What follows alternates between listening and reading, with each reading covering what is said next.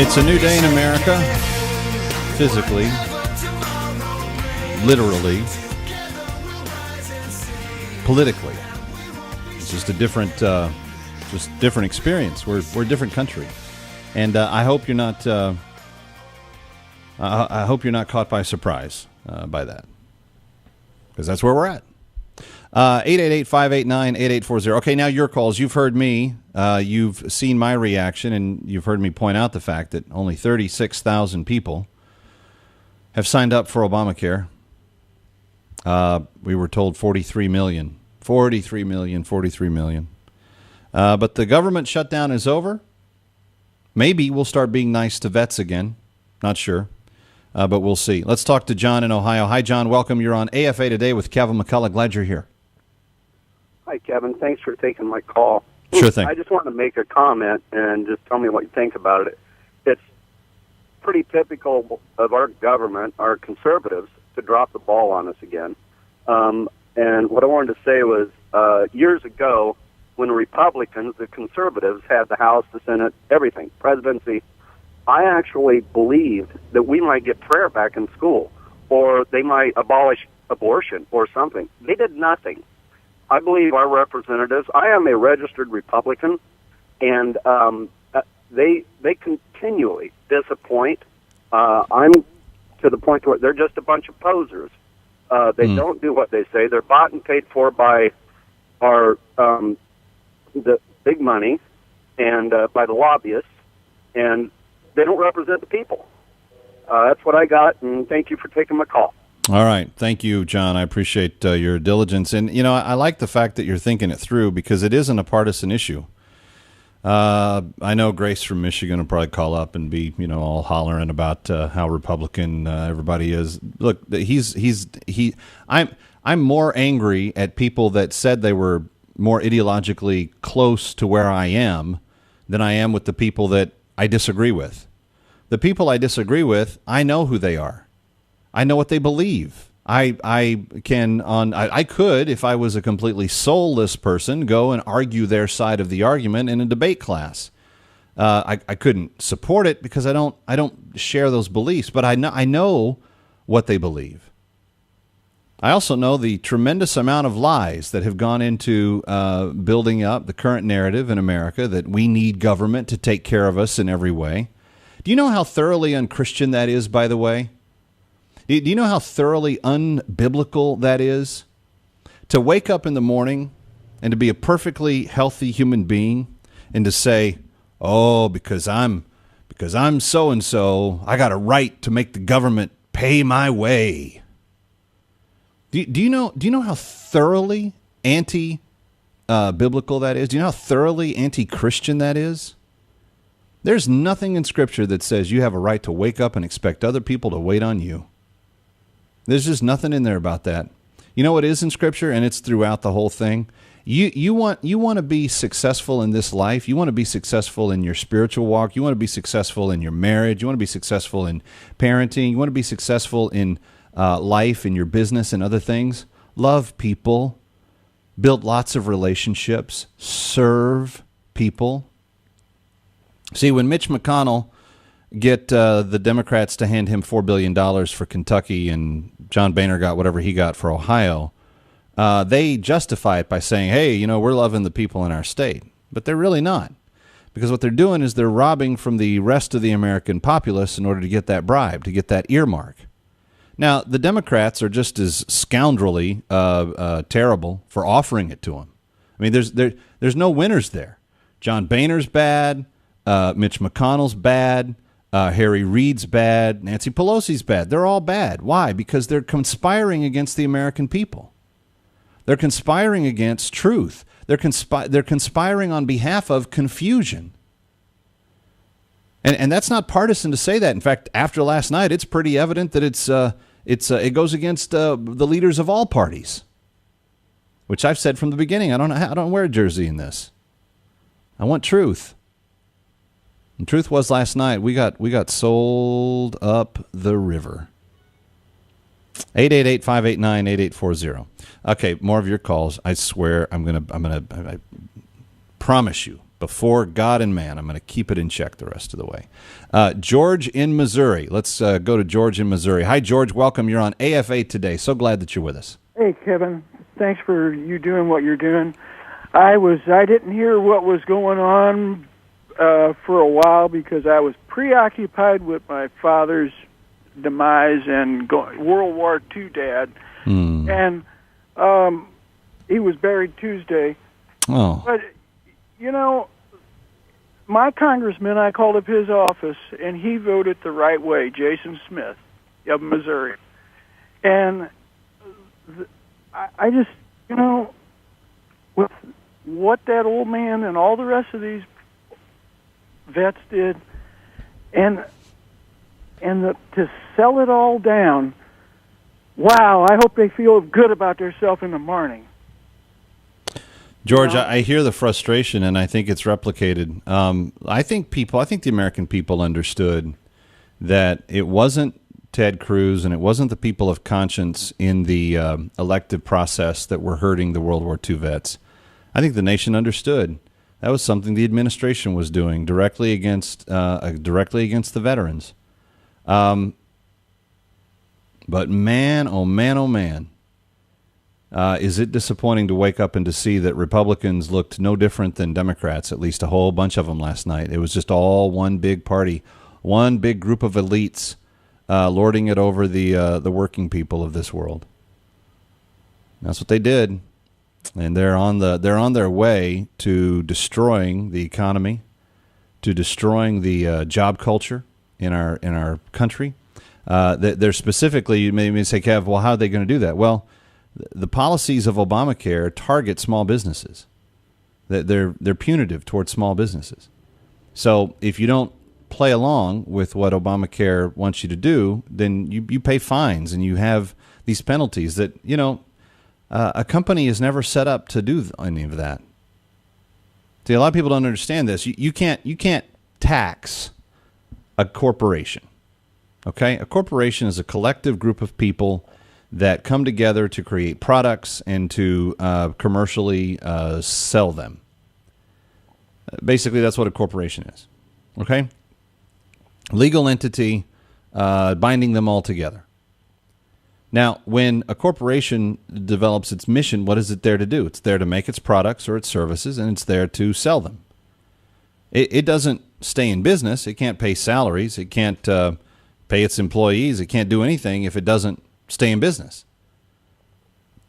So everything in the life of a corporation is aimed at making the corporation profitable. Why? So that you can pay your employees and so that you can continue to employ people and maybe employ more people and maybe over time even employ more people, maybe even grow. And as you're doing all of that, you're paying your taxes and you're furthering the economy in your area because you're probably leasing real estate. You're probably paying an electric bill. You're probably using water supply. You're probably doing a number of things. You're probably working with vendors to buy paper for your printers or printer ink for your toner for your printers. You're probably buying computers and other things that you need for your offices and whatever production means you have, whether it's factory or creative or whatever it is. You have your production. You have your development.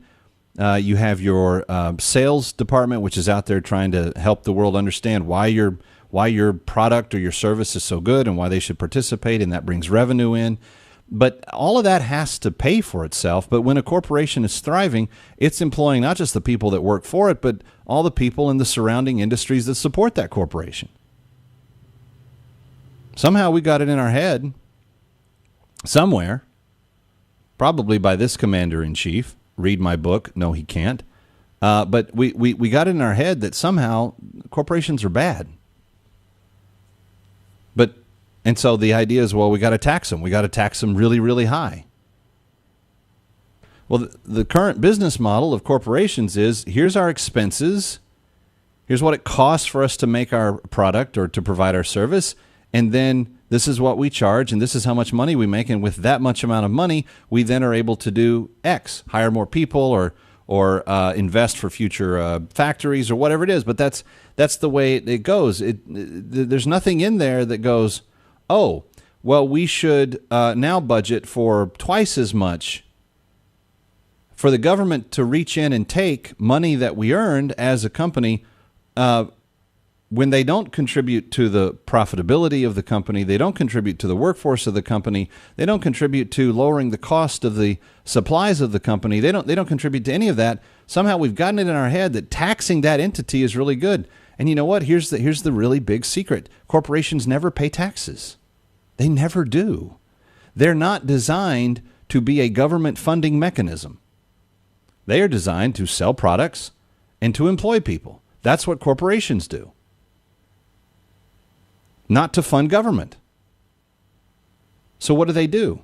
The government says and comes and goes, well, we're going to take X amount of your revenue that you earned, that you made, or we're just going to take that away from you this year, and you're not getting anything back for it. We're just going to take it, and you can't say anything about it. And if you don't like it, you can go to jail. So what does the company do? Well, for the next 12 months, now they've got to take that loss of money that was taken out of their pockets and, given to the government. Now they have to estimate what that's going to be for the ensuing year, and then they have to raise their prices. Why? Because corporations can't pay taxes. Only their customers can pay taxes. Because customers are the only way that they make the money to keep the corporation in business, and those jobs working, and those people employed, and the health care provided, and the groceries bought, and the electric bills paid. So when the government comes and says, well, we're going to tax this corporation because they're big and mean, and we think that they're making too much money, so we're just going to take money away from them. Now, guess what? The prices on whatever they were supplying to the marketplace now have to go up. And they have to go up. But we have unthinking people running around saying things like, well, big evil corporations, they're just a bane of our existence. They're causing worldwide poverty. Actually, that's the exact opposite of the truth. Corporations are bringing people out of poverty because they are putting people to work. And small businesses, and this is where it's really hurtful, small businesses are the backbone of the economy. They are the lifeline of economic growth. So every time you have a mom and a pop open up a deli on a street corner or a shoe shop or a toy store or whatever it is that mom and pops do, whenever they employ 2 or 3 people and then they go to 5 or 6 people and then sometimes maybe that goes to 10 or 20 people, whenever that happens, guess what? You're helping solve the economic crisis. You're providing health insurance and salaries and even some taxes through the money that is being brought in. And because you're hiring these people, there's more people paying taxes, and lots of problems start to get solved. But every time you go on attack against businesses, guess what? You got to lay people off. You got to find ways to do what you do for less money so that you can then pay the money that you were going to put into your company's growth into the government's pocket, which you get nothing for in return. This is the very weird, non-understood crux of where we are, because the entire idea that you can just tell people to buy health insurance because it's the law, and there's a lot in there that's targeted at companies, forcing them to do certain things and so forth. There's no infrastructure for this. There's no funding mechanism in a family's life that's going to see their health plans go up 200 and 300% the next year. There's nothing. Nobody's making 200 or 300% more money. But we spent $650 million taxpayer dollars to put together a website that 36,000 people signed up for. 1,000th of the population for that level of investment. And last night, all that Ted Cruz and those guys were wanting to do, Marco Rubio, Rand Paul, all they really wanted to do was say, this is a pretty broken system, and we shouldn't just turn our head and let it keep on going. We need to fix this. And Harry Reid stood up and made speeches, and then Mitch McConnell stood up and made speeches, and then John Boehner whipped people over on the House side, and votes were cast, and a compromise went through, and now that big monster that will destroy, mark my words, on October the 17th, 2013, Kevin McCullough said that the behemoth monster that is the Affordable Health Care Act, we are going to see a spike in unemployment. We are going to see a spike in the bankrupting of companies. We are going to see a spike in the laying off of doctors. We are going to see a spike in the number of health insurance companies in the private sector that are struggling because of this behemoth monster that nobody can understand, nobody should be paying for, and doesn't work.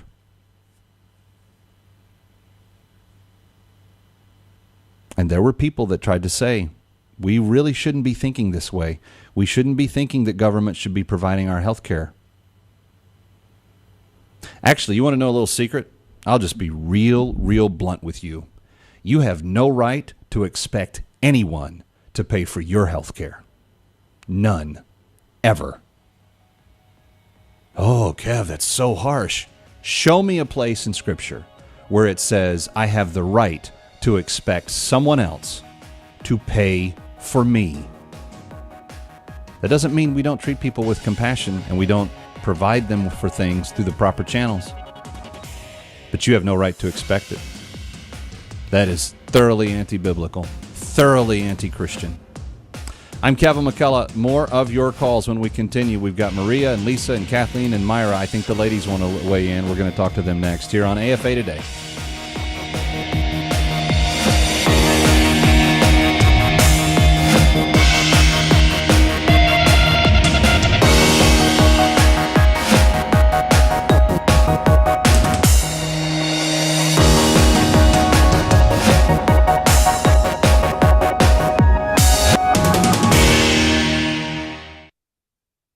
AFR Talk is here to keep America informed. You guys have really inspired me to start picking up my phone and getting involved in the political process in our country.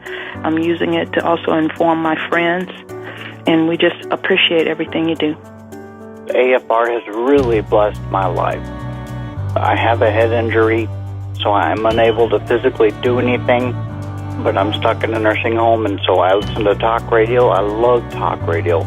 I used to listen to things like Rush Limbaugh and whatnot, but my MP3 player doesn't have an AM radio on it. They only make them with FM radios now. And so I started listening to AFR, and I started really growing spiritually, and I just love it to death. Let's make a difference in even more lives. Join us for our Fall Share-a-thon, October 22nd through the 24th, here on AFR Talk. 7 years. Is there hope at this hour? Yes, there's hope because there's God. It's been 7 years since Billy Graham preached in a stadium. I'm asking you to come by faith quickly. Thursday, November 7th, Billy Graham preaches again with a message for the nation. There is only one message in any generation, and that message is Jesus, and that's the hope that we have. My Hope America, a nationwide outreach from Billy Graham, presented in living rooms across the country. Invite friends and family who don't know Jesus to watch Billy Graham's message. Then you can share what Jesus has done in your life and invite them to start a relationship with Him. I want us all to say it together. For God so loved the world. Start praying now. Get your church involved and sign up today at myhopewithbillygraham.org. That's myhopewithbillygraham.org. AFA Today on AFR Talk.